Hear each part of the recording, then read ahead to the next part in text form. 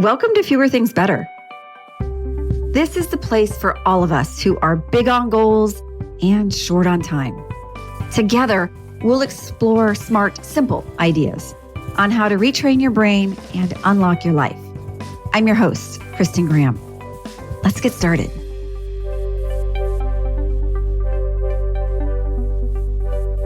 Lately, I've been seeing a lot of conflicting points of view about saying yes or saying no, all in an effort to focus or grow or prioritize or innovate, etc. There are numerous books and posts and opinions on both sides of the all in or all out debate. This conversation isn't about a rule or philosophy on which word to choose. It's about having you explore the hesitation that can happen with either yes or no when you are faced with a request, opportunity, or decision.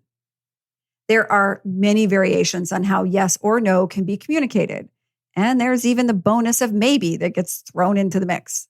In some circumstances, there are the very quick and sure yeses and nos. We know the answer immediately. Yes, I will take the free upgrade to first class on an airplane. Or, no, I will not eat that blue cheese. Hey, sometimes one person's no is another person's yes, and that's okay. The point is that we know what it feels like when there is a full yes or a full no. Similar to a low battery charge on our phone, we also know what it feels like when we have a half yes or a half no. The bottom line on top of this episode is that each answer you select is an investment. Some will collect deposits and others will require withdrawals. Not all answers will have evident returns immediately for you. And not every decision needs a full yes or a full no. I can run an errand or pay a bill or do a household chore without needing a full yes to get it done. Preserve your energy where you can, but pay attention to where a decision is taking too much energy. We each have signals when we start to resist one answer over the other. Sometimes it's social conditioning. Other times it's requirements of a role in our life. And a lot of times it's the burdens we place on our own balance sheet that are visible only to us. Episode 3 outlined the accurate but unpopular fact that multitasking is a myth. As such, our brain is constantly having to make decisions about what to do next. Episode 10 then dug into our daily decision making and offered a few tools to help when a tired or overwhelmed brain needs help making decisions in the moment. Today's topic takes a more macro view of how to identify the signals of when you are resisting an answer. Unpacking the initial response will help clarify the root of the resistance. We may resist setting an early alarm, for example. But when you double down on the obvious, I'm so tired, I just need more sleep, it helps you better understand the pattern your brain is feeding you as you're faced with decisions. Remember, our brains are wired to keep us safe. So the initial instinct will be to say yes or no to whatever brings comfort or ease. That's not a weakness, it's information. When you feel, and sometimes it's an actual feel in your body, a reluctance to yes or no, it's simply a signal that you want additional information. Look beyond the initial impulse and see what is revealed. Let's start with yes. When you're drawn to saying yes, is the impulse here coming from excitement or ego? Meaning, are you feeling the positive interest, energy, time, and ability to do what's being asked or offered? Or is it more about a pull for visibility, extra credit, expectation, or obligation? Any or all of these can be internal or external drivers, and often are both. Ask if your yes is originating from a could or should versus a want. What was previously rewarded or reprimanded that's influencing your desire to say yes this time? These are important inputs into the decision algorithm running in your brain. It's busy behind the scenes, filling in potential scenarios of if this, then this. Previous patterns are key inputs that seek out safer, known outcomes. This also applies to no.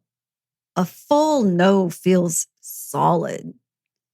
It can be tied to the same drivers as yes when you have negative indicators around lack of interest or energy, time, or ability. The resistance you feel in offering a solid no likely comes from pressure or expectation versus uncertainty. Instinctually, the mind also signals a no when there are other unrelated stressors.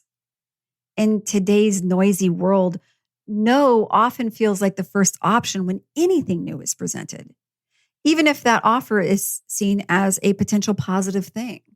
For going a day off because there's just too much to do or the work's going to pile up when I'm away, that's one example.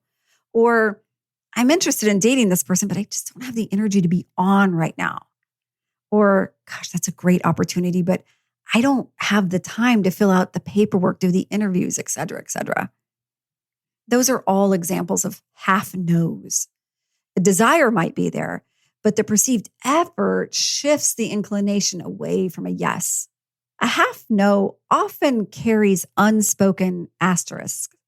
Those could mean not yet, not right now, or not for me. The no is still valid, and exploring that extra context is information that gets logged into your brain for a future decision. But what about when you're in maybe mode? Maybe is often a no that just wants to be polite. It's a way to distract, deflect, or dodge a half yes or a half no. There are, of course, circumstances where a maybe is appropriate, but they're usually more the exception. If you find yourself collecting a lot of maybes, see if this is really about leaving a door open to something or trying to wrap a soft pillow around a no. There isn't a perfect formula for decisions, but there is a weight we carry when a decision isn't clear. We may know what we want to say, but just not how to say it. A few minutes of discomfort in saying yes can offer you the potential for ideas and connections and energy later.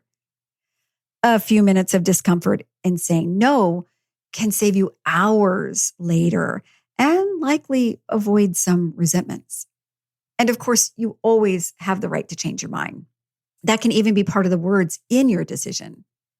Right now, this is my answer. One final point.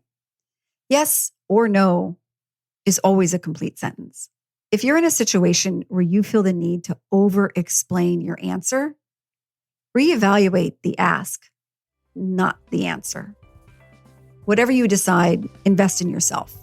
It's the place where we get the best returns. And until next time, take care to take good care. Thanks for listening.